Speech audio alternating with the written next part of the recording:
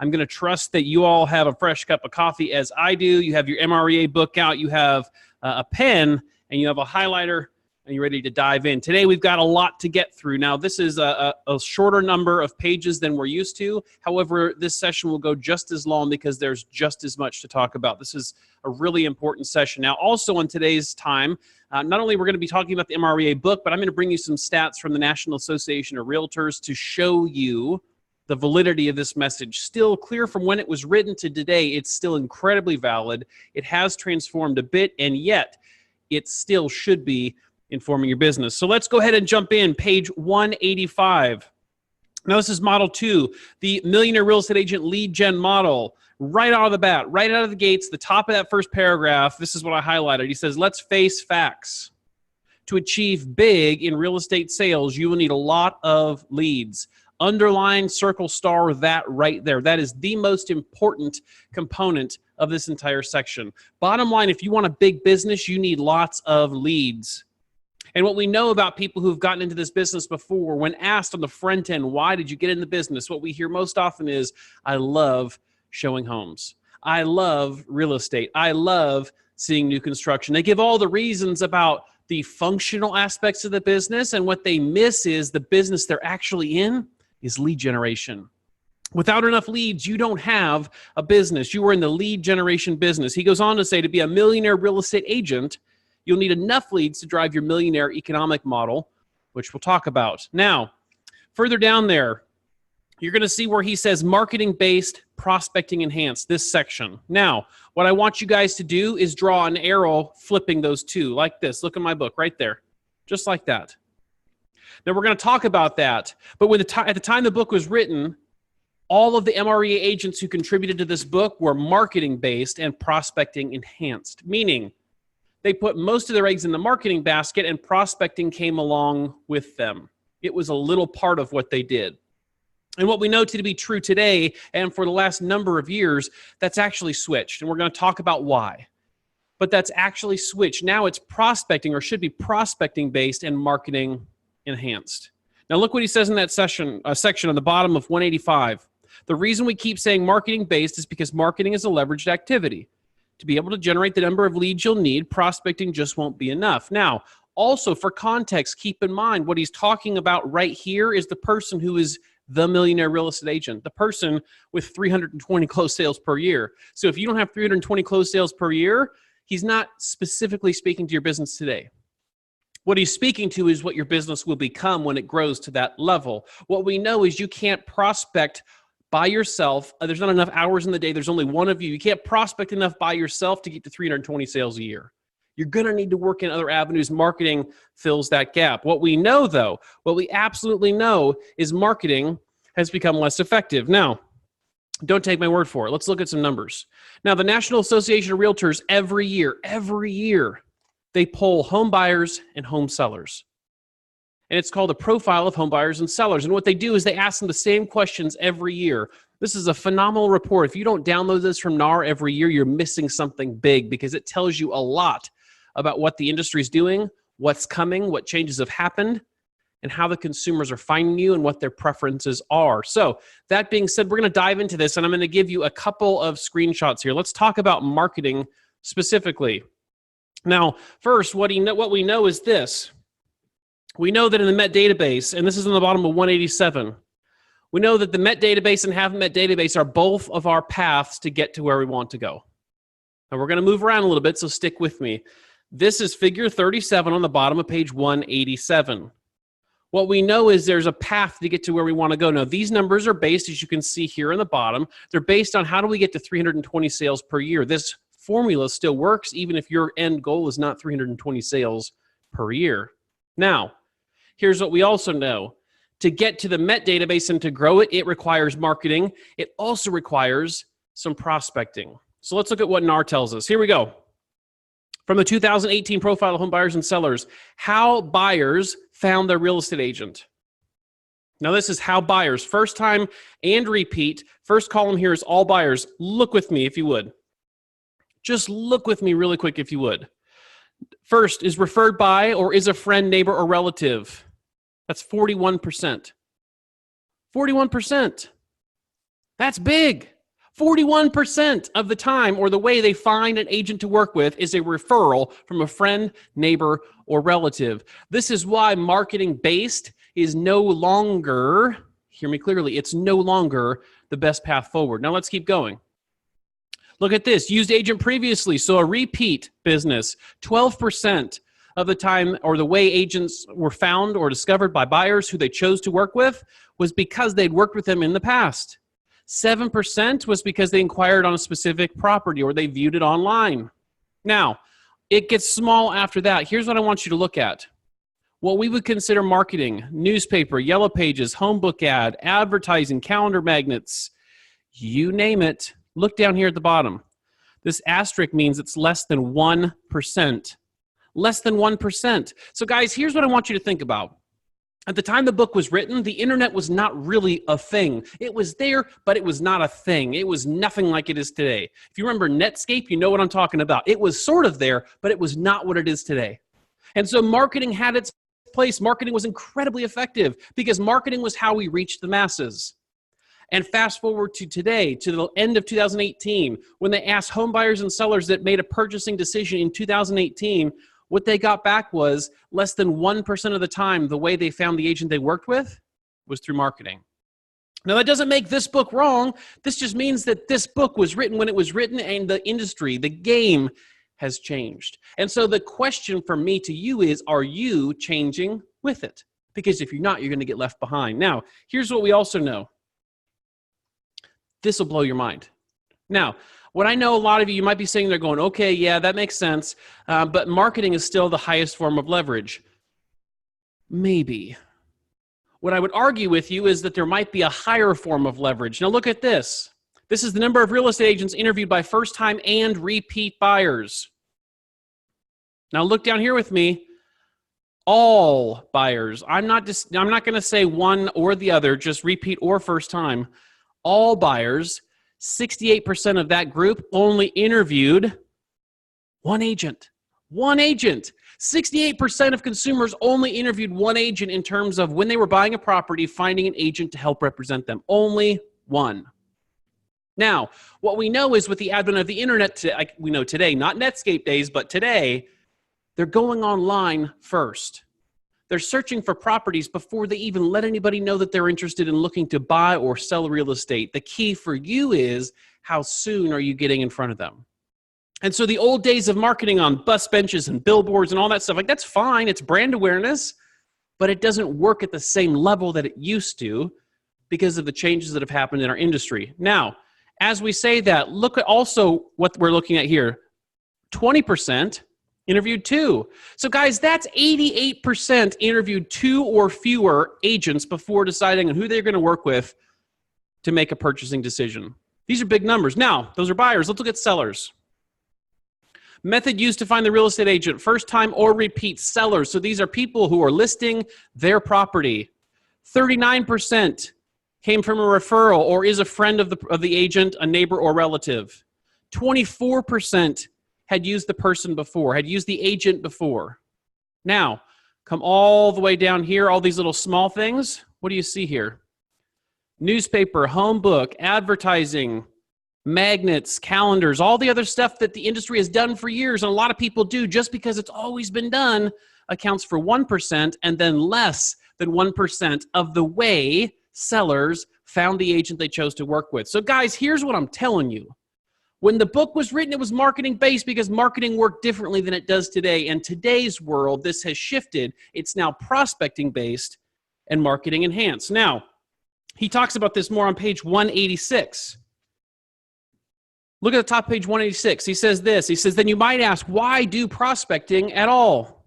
You'll continue to do a certain amount of prospecting because this is the way of keeping your business in an active versus reactive state. An active versus reactive state. Meaning, are we waiting for the business to come to us? Are we playing Field of Dreams that if we build it, they'll come and we just hang out and drink really bad coffee in the office and wait for things to happen? Or are you going out to them, finding them, and making things happen? That's the difference that we're talking about. And based on these stats we just went through from the National Association of Realtors, you're going to be waiting a long time if you're having that bad coffee, hoping that they walk into your office. Now, guys, hear me clearly. I've been doing this for 14, 15 years. I know what it used to be like. I understand before the internet was the thing that it is today, that buyers would come into town, they'd look at the brand on the sign, and they'd drive into the office to find an agent to see what was on the market. That wasn't that long ago. It also wasn't that long ago that the MLS was in a printed phone book thing that we got every single month. Look how much the industry's changed. No longer can we sit back and wait for them to come to us. Prospecting is us going to them. It's us getting in front of them because like we see on these stats, the first one in usually always wins. Now, he keeps going here. Now remember, in this context on 186, he's still talking about marketing-based, and we're switching that.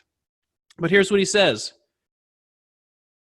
By regularly prospecting, you'll continue to keep your hand in proactive customer creation activities, underline that part, that will be critical to your ability to hit your numbers when the market shifts and you're in a period when attracting through marketing doesn't generate enough leads. Now, even with the advent of switching from marketing-based to being prospecting-based, there's a big nugget right there, guys.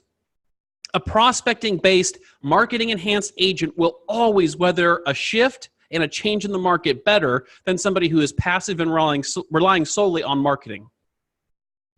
Prospecting insulates you from a market shifting because you're not waiting for them to come. You're not playing the field of dreams like a lot of agents are. You're going out to the business and making it happen. Look what he says further down that page.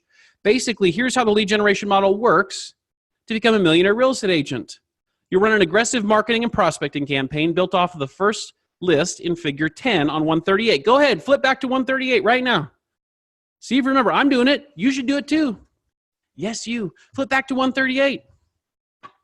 Now on 138, he gives us the difference between prospecting and marketing.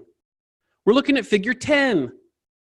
So if you don't know what those are or what those mean or what the activities could be, go back to there. Look at that figure. It gives you a complete list you can build a complete plan around. Now, he goes on to say these activities generate leads. Duh.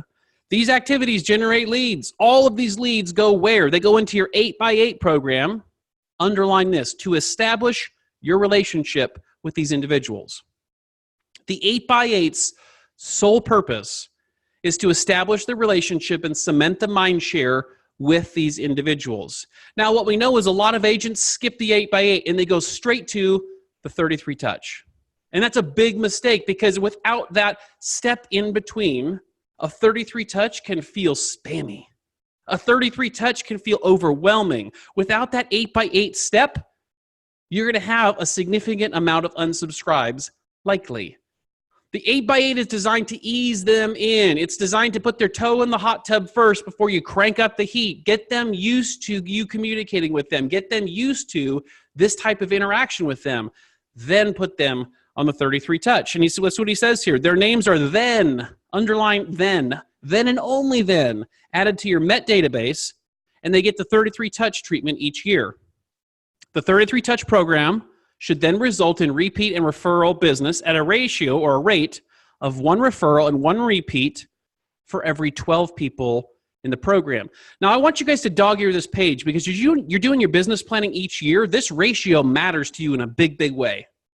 From your MET database, the ratio is 12 to 2. Now, for you high C's, I love you. Look at the bottom of the page at the asterisk. He tells you, because you high C's are saying, why isn't it 6 to 1? Why is it 12 to 2? He says right here. Look at the italicized and the asterisk at the very bottom. Note, the reason we say 12 to 2 instead of 6 to 1 is because we're differentiating between a repeat sale and a referral sale. Studies show that when you follow the 8x8 and 33 touch, underline and, the 8x8 and the 33 touch programs, you can expect to get 2 transactions for every 12 people in the program, 1 repeat sale and 1 referral sale. Now, that's big to understand, and we're going to talk about why that's big to understand in a second. Dog-ear page 186, underline the 12 to 2 ratio, become very familiar with that page. Now, here's what we know on the top of page 187. He's giving you, in figure 36, he's giving us a very generic but easy to follow reference of how this process is supposed to work. On the left, the people you've met, the people that you are going to be putting into your MET database, people that know, like, and trust you, they start with an 8x8. We then move them to a 33 touch. which should give us a 12-to-2 ratio. Guys, this is where this business becomes really simple. It's not without hard work. It's not easy, but this is how this business can become really simple. It's all in the numbers. Now, on the they haven't met database side, on the right side of figure 36, they start on a 12 direct. A 12 direct is one touch per month, which we're going to talk about more. It's one touch per month. So this would be an example like a farm area or a list of builders or whatever your group is that you don't yet know, but you're wanting to build relationship with. 12 direct, one touch per month, 12 months.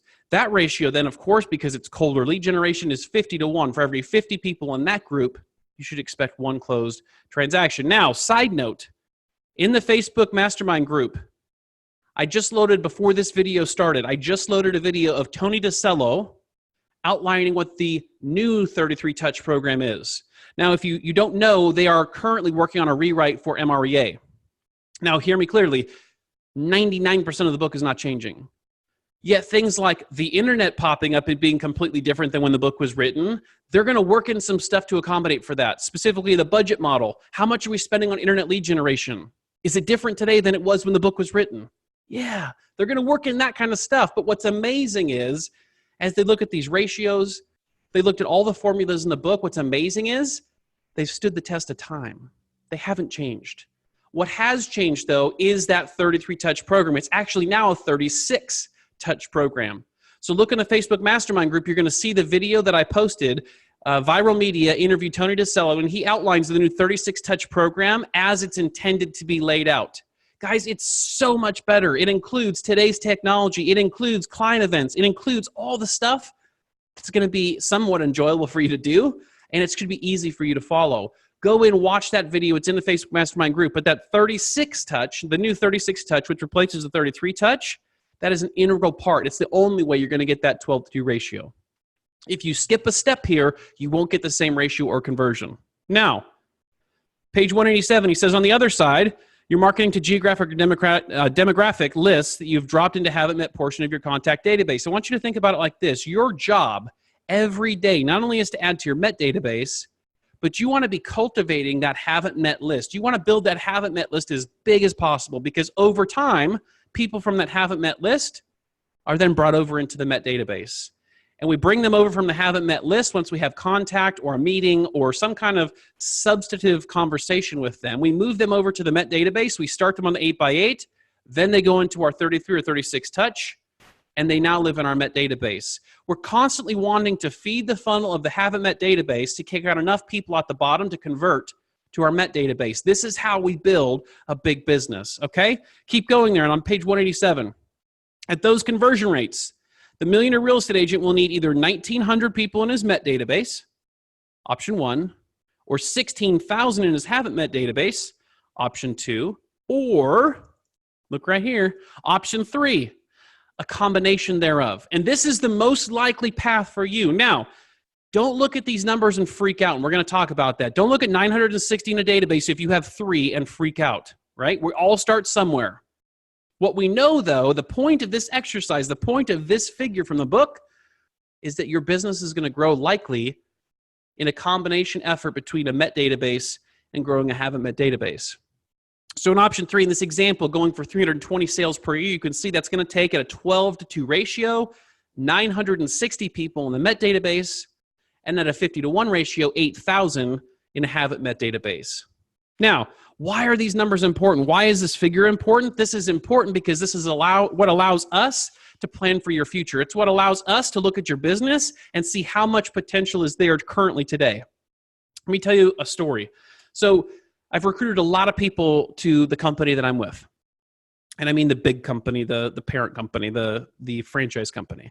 I've recruited a lot of people to the company. And what's interesting about this process, so over the course of many years, I could talk to a real estate agent. And by simply asking them how many people are in their met database, I could get very close, within a few percentage of how many closed sales they did or could have done the year before.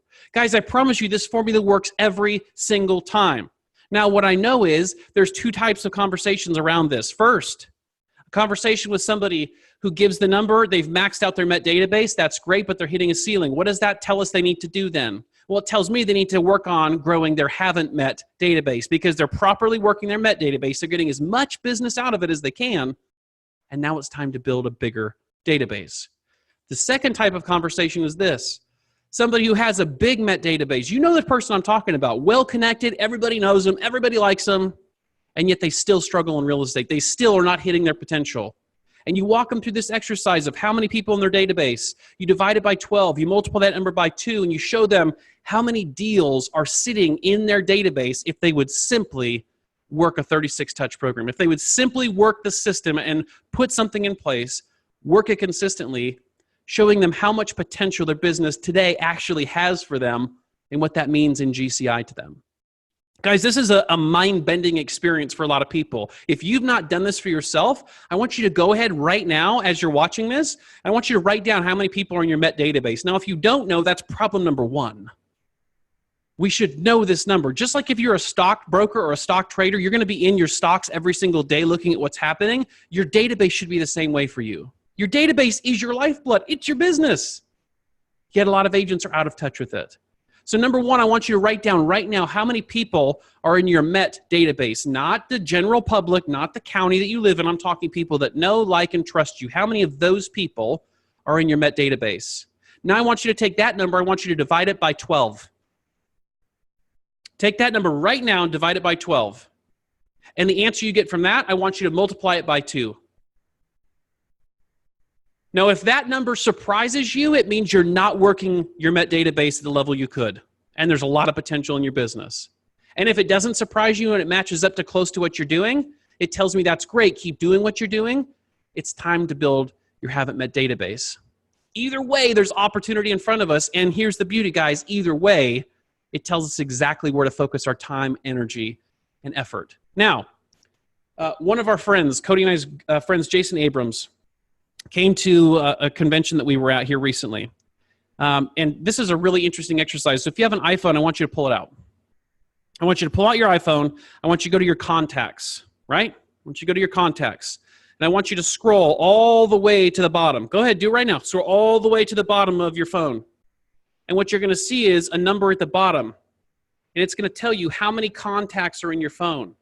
In my case, it's 2,593. I'm sure some of you have more. At this convention, he was asking people in the audience, and some of the people had over 10,000 people on their phone. Now, let's just be conservative. Let's just be conservative. Let's say half of those people are not likely clients. Maybe they live somewhere else. Maybe they don't own a home. Maybe they're not going to. Maybe they're your enemies. I don't know. But let's just say half are never going to do business with you. Here's the point, and the point he was making. I guarantee you the number that's on your phone of how many contacts is bigger than the number inside your Met database. So here's my challenge for you. Be purposeful this weekend, right now, today, tomorrow, the next couple of days, but be purposeful. Give yourself a deadline and get those people into your database. Your database can't help. You can't work it. Your 36 touch can't help work that group of people. They can't help get you the 12-to-2 ratio if those people aren't in your database. So maybe for you right now, you just need to simply get those people into your database. Bottom line, lots of potential for you. We all know more people than we think we do. We all have access to a bigger database than we think we do. The problem is most of us aren't purposeful and haven't taken the time to get it into a system to be able to work consistently over time. That's how simple this can be, guys. However, it's not easy. It takes time, energy, and effort. Now, let's keep going there. Because this is really, really big stuff, guys. Like this is one of the sections I love the most in the book when I've taken people through this in a coaching relationship, because this single section has the most practical and actionable items in it to have the biggest impact on your business. You don't have to buy a system for this. You don't have to pay for leads for this. You don't have to do anything other than just simply work the people you already know and provide them the highest level of service possible, and you'll be rewarded at a level you cannot even imagine. But it starts with you getting purposeful about documenting and entering them into the database. Look at page 188. Top of page 188. Now he says this, if you want to go the overkill route, which we encourage, you could also set out to put 1,920 people in your Met database and 16,000 people in your haven't met database. Now this is really aiming high. Another sentence down. Underline this. If you account for vacations, weekends, sick days, the average person works roughly 240 days per year. Now, I know some of you out there are going, no, I work more than that. That's your problem. His point here is he's saying the typical person should work 240 days a year, because if you work all the time, then you're missing the point. You don't have a life. Work is your life, and none of us live to work. We work to live. So in your business planning, use the 240 days a year number. When you have your goals, you have your prospecting goals, you have your leads needed goals, you have all those goals, use 240 as your number to divide it out by, to get a real clear, accurate idea of what I need to do every day to make each day I'm working count, such that, or so that, each day I'm not working, I can be fully present and not worried about work. Further down there, if we're to add one person to your MET database each of those 240 working days, 8 years later, you'd have enough people in your MET database, easy for me to say, to create 320 annual sales. So if you just set out to add one person to your MET database each of the 240 working days in a year, in 8 years, you'd have an MREA MET database of 1,920 people, which results in 320 sales per year. Now, how much does that cost you? Nothing. It just takes time. At United Home Group, we have a 1-10-20. We challenge our partners to add one person to their MET database per day. Any idea where that came from? One person to the MET database per day is the challenge. 10 minutes of script practice per day is the challenge. And 20 contacts per day is the challenge. 1-10-20. If you follow that simple formula, guys, you will build a massive business. The problem is most people won't do it consistently over time. This business is simple, not easy. He keeps going there. Look at this. It gets even more wild. Adding 2 people a day would get you there in 4 years. 3 a day would get you to your goal in less than 3 years, and that's assuming you have to start from 0. That's a bad assumption because most of you already have a database. The point is this. Incremental, small gains consistently at a daily rate over time will always move mountains in your business. You will build a phenomenally big, productive, profitable business when you just do the small, little things consistently over time. Don't overcomplicate this. Further down there, he says, below are the Millionaire Real Estate Agent's 4 laws of lead generation. Look on the bottom of 188, figure 38. Now, these are the 4 laws, and if you guys struggle with any of these should be printed and posted where you do your lead gen every single day. It doesn't get any easier than this. The 4 laws are this. Number 1, build a database. I don't think we need to beat that horse. He's probably dead. We've been talking about that. Build a database. Number 2, feed it every day. Feed it how often? Every day. Just like you and me, if we don't eat for long enough, we die. Your business is the same way. You have to feed your database, feed your business daily. Number 3, communicate with it in a systematic way. Now, for some of you that like creating systems and flashy things and all that good stuff, that's awesome. Don't do it here. You don't get paid to be a graphic designer. You don't get paid to be a systems designer. You don't get paid to do all that stuff. You get paid to be in front of and help assist people in the biggest purchasing decision of their lives. That's what you get paid to do. That's your highest and best use. So again, like we talked about in the beginning of this book, don't put creativity before models. If you want a big business, we have to build a business based on the foundation of models. The model in this case, the systematic way to communicate with that is called a 33 or now the 36 touch. Don't reinvent the wheel. Go to the Facebook Mastermind group, watch the video with Tony DeCello. He spells out each of the 36 steps. It's done for you. It's simple, guys. It is simple, not easy. Number 4, service all the leads that come your way. Now, here's the fun part about this. When you build a database, when you feed it daily, and when you communicate with it systematically, your hair is going to be on fire with how many leads you produce. You will surprise yourself with how much business you produce internally just because you were working what was already right underneath your nose. And yet, here's what's fascinating to me, guys. Most agents, and I'm not throwing rocks, I'm right there with you, but most agents, we will do everything we can to avoid contacting the people that we know in order to contact strangers that we don't. We'll avoid working with the people that already love us. They're already cheering us on. They're already wanting us to win. They would already refer us if we asked. We will avoid that group of people to go hear no from a bunch of strangers that we don't know. Now, as one of my buddies, Chris Miller, said, and I love this quote, and I'm sure he got it from somewhere, but I heard it from him, so props to Chris Miller. Here's what he said. He said, you're either going to hear no from somebody else, or you're going to have to say no to somebody that you love. So I'm not saying you're not ever going to get away from prospecting people you don't know. That's part of this. You have to grow that database, and that's going to start with talking with people we don't know. But why in the world would we skip what's right underneath our noses? Why in the world would we skip the lowest hanging fruit, which is simply working with the people that we already know, like, and trust, and that know, like, and trust us? Don't miss that fact. Now, page 189.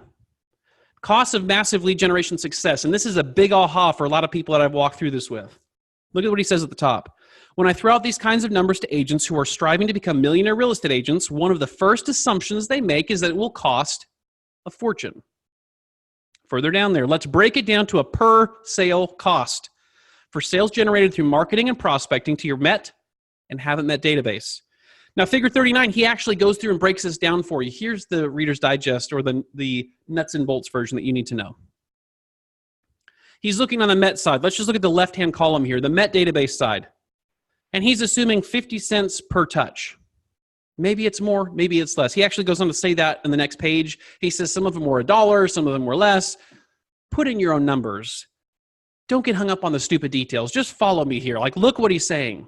For his example, at 50 cents an average touch, because he's factoring in some of the touches are phone calls and they cost you nothing. Some of them are emails and cost you nothing. So your average cost per touch over the course of your 33 or 36 touch is $99 per sale.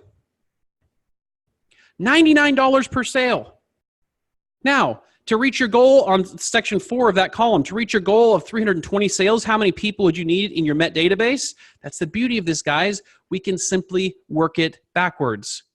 1,920 people. So 1,920 people getting to 320 sales in the number 5 of that column at $99 or $100 a sale, that's less than $32,000 a year. How many of you right now, if I could put in a contract in writing that I would guarantee you 320 sales, guarantee you, or I'll pay you, I would guarantee you 320 sales next year, all you had to do was write me a check for $32,000. How many of you would take me up on that? Every single one of you would be selling your car. You'd be second mortgaging your house. You'd do whatever you had to do to take that deal. You'd be crazy not to. You're crazy for not working your database is the point of this exercise. That's what's right in front of you. That's how effective and cost effective this plan and program can be. The challenge is most agents aren't willing to do the work, invest the time, energy, and effort to do it. Now, look at page 190. So he says, unless you have, top of page 190, unless you have 1,920 people in your Met database or the 16,000 in your haven't met, you'll need to pursue a combination of the two approaches. Now, sidetrack here, watch your screen. I'm going to do a little screen share here. And I want to show you a tool that I'm going to post in the MREA workplace group, okay? Let me make sure the screen sharing deal here is working. Here's what I want you to take away from this. This tool has helped more people in my time than anybody. Now, can you see the Excel spreadsheet on the screen? Charlie, can you see it? Okay, cool. So here's what I want you to know. I'm going to post this file in the workplace leadership, or in the MREA Mastermind book club group. So don't worry about like writing all this down. You won't need to. You're going to have access to it. But let me just show you how this works. So we're going to start at the top. You're going to see lots of tabs at the bottom. We'll go through all three. We're going to move through this fairly quickly. But I want to show you how powerful this tool is. So we start here at the top.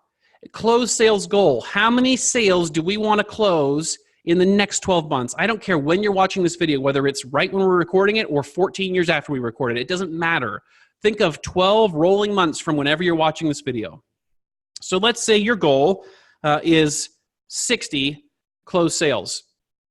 Now what you're going to see is there's formulas built into this that are going to automatically walk you through the options from the MREA book. So to get 60 closed sales, you can see option 1 from the figure that we just looked at in the book. That means you're going to need 360 in Met database, 60 sales from a Met database. Option 2, remember, is solely from the Haven't Met database. You're going to need 3,000 in that database at a 50-to-1 conversion ratio to get to the 60 sales. Now, here's the fun part, guys, and this is where most agents' eyes light up. Option 3, this is where you get to come in and say, okay, it's likely going to be a combination of the two.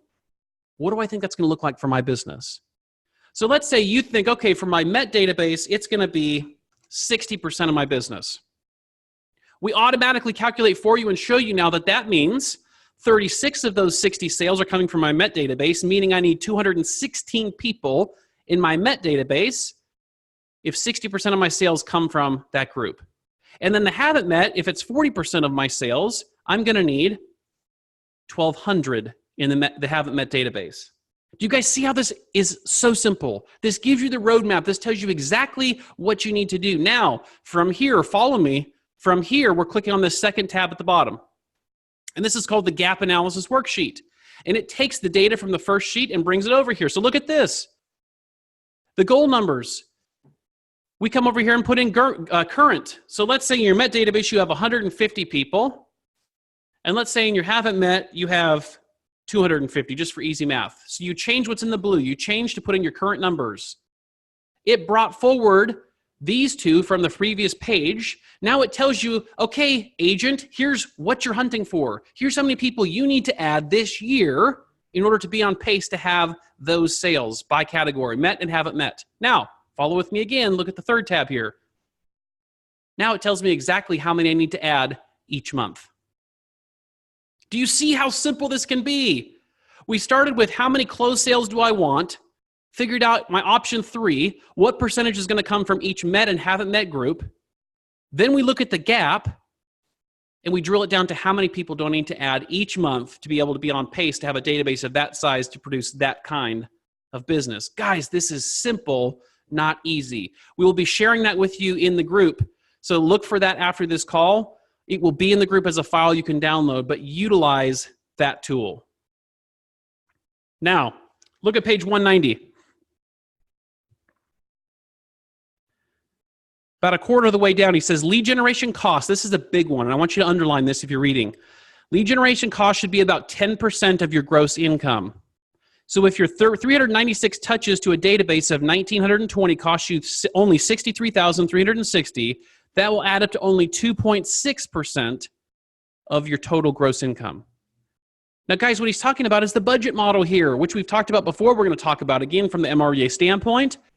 But what he's telling you is he's saying the guideline from top agents is that lead generation should be about 10% of your gross income, your GCI. Now, again, remember like we talked about red light, green light. If you're looking at, can I afford to add in a lead generation platform, program, website, whatever, right? It's not a good or bad decision. It's, does my business tell me I can or can't? And the way we know that is by these percentages. So can I add that tool and stay underneath 10% of my GCI? If so, green light. If not, red light, bump up your GCI, increase the revenue, then add the tool. The point here is we have to look at percentages. Businesses look at percentages. Unfortunately, individuals who are broke look at dollar bills. When you're running your business, when you're looking at projecting, when you're looking at expenditures inside of your business, you have to look at what percentage it represents versus how many dollars. You understand what he's saying here is that the average person, the average agent in NAR, by the way, who's out of the business in 5 years, the average agent in NAR would look at 63,000 and go, no way, there's never a time I'm going to spend that much on lead generation. Never. It's because they're looking at the dollar instead of the percentage. Because 63,360 represents 2.6% of the total income that agent has in this example. That's a drop in the bucket. Don't look at dollars, look at percentages. Look at how these pieces or these categories fit and work together. Follow the guidelines. You'll be safe every single time. Look what he says further down there. You could generate double the leads you need to generate 320 closed sales for just a little over the recommended budget. So what he's saying is, to get to 320 sales, 10% is the allocated lead generation expense. His model here is 2.6%. He's saying even if you just go a little over 10%, you generate double the leads needed to get to 320 sales, which likely means double the business. That's a really great return on your money spent. Now, he says another couple sentences down, the numbers and the cost of the Millionaire Lead Generation Plan, figure 39, are nevertheless rough, round figures. So they're not down to the penny, guys. These are guidelines. They're to give you an idea or an approximation. Most agents, unfortunately, don't even know what percentage their lead generation is of anything because they don't even know the language of their business. So don't hold these numbers to the penny. What he's saying is these are guidelines. If you're a percent over or percent under, if it justifies and makes sense in your business, then fine. It's to give you guidelines, road or lane to drive on, knowing that you're still heading in the right direction. Further down, the idea is that you need to be tracking your costs such that you can plug in the appropriate numbers. Now, bottom 190 going on to 191, he says this: repeat and referral business lead generation from your Met database requires less money per sale than new business. Guys, this is business 101 stuff. It costs significantly less to keep and resell a customer you have than it does to acquire a new one.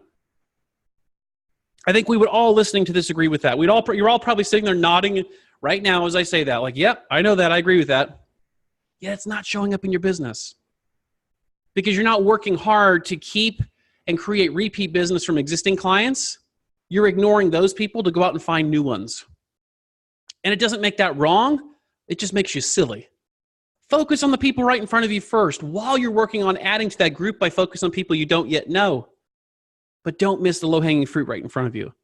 Bottom of 191, the section focus on listings. He says this: by focusing on seller listings, they put the two biggest advantages, meaning the MREAs, because they typically focus on listing business. By focusing on seller listings, they put the two biggest advantages in the business to work for them. First, it's an economic advantage. Seller listings as a cost of sale are less expensive to obtain than buyer listings and sales. Number two, lead generation advantage. This is the big one, guys. If you underline and star only one thing in today's reading, this might be one of them that you should. Lead generation advantage. Properly marketing seller listings not only begets a 2-for-1, one seller and one buyer, but also begets more seller listings. Until a way is invented to effectively market buyers, so sellers will contact us, marketing the seller has a huge leverage advantage for the real estate agent. Now you guys know this. You don't get to advertise a buyer to find more buyers. However, you do get to advertise a listing, which helps you find buyers and more sellers. Now, total side note, not in the book. Something I was taught a long time ago by a coach that I had that was pretty transformational in my business when I was selling. He taught me this. Now, if you don't use flyers, just go like, la, la, la, la, la, don't listen to me. But I used flyers when I was selling, not because I thought they were going to sell the house, but I'll tell you why. It's this reason. So on the front of the flyer, I would have the actual flyer for the listing. Pretend this is one, right? I'd have the property flyer for the address that I was advertising. 123 Main Street. Here's the key. On the back of the flyer, I would have a line item for each of my other listings with a picture and property description.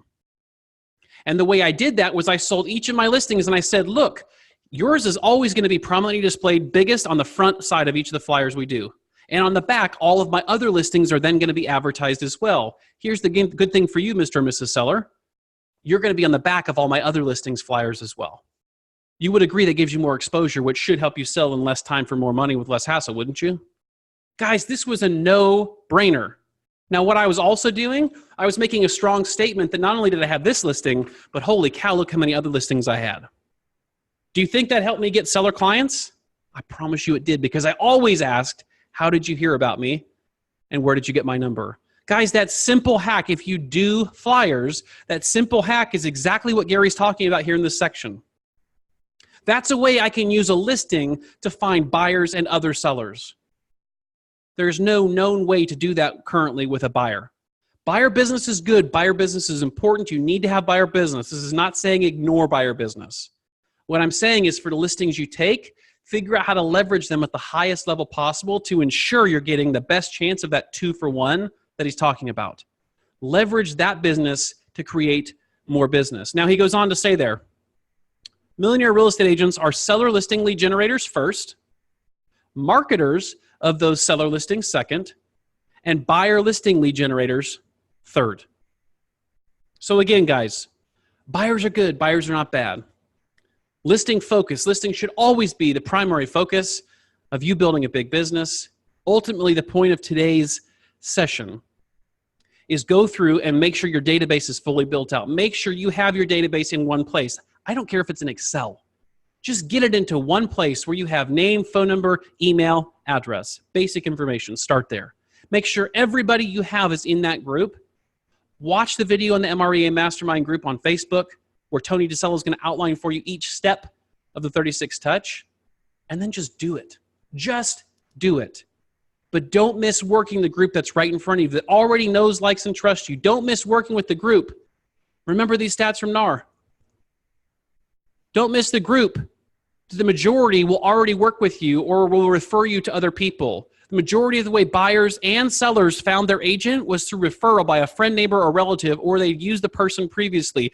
Don't miss working those people, because if you do, you're missing 60+% of your at-bats and your opportunity. And like we also discussed, remember, they're usually only talking to one person. So your database is the way you're going to get in front of those people. Your database is your way you're going to get those at-bats, and your database is the way you're going to close more business with less expense. So guys, I really hope this resonated with you. Please continue to work your database. Get that done this week. Don't wait any longer. You've been waiting already. You've waited too long already. And I guarantee you there's people in your database that have worked with other agents as a result. So next week, next session, session 8, we're going to be going over the budget model, pages 192 through 195.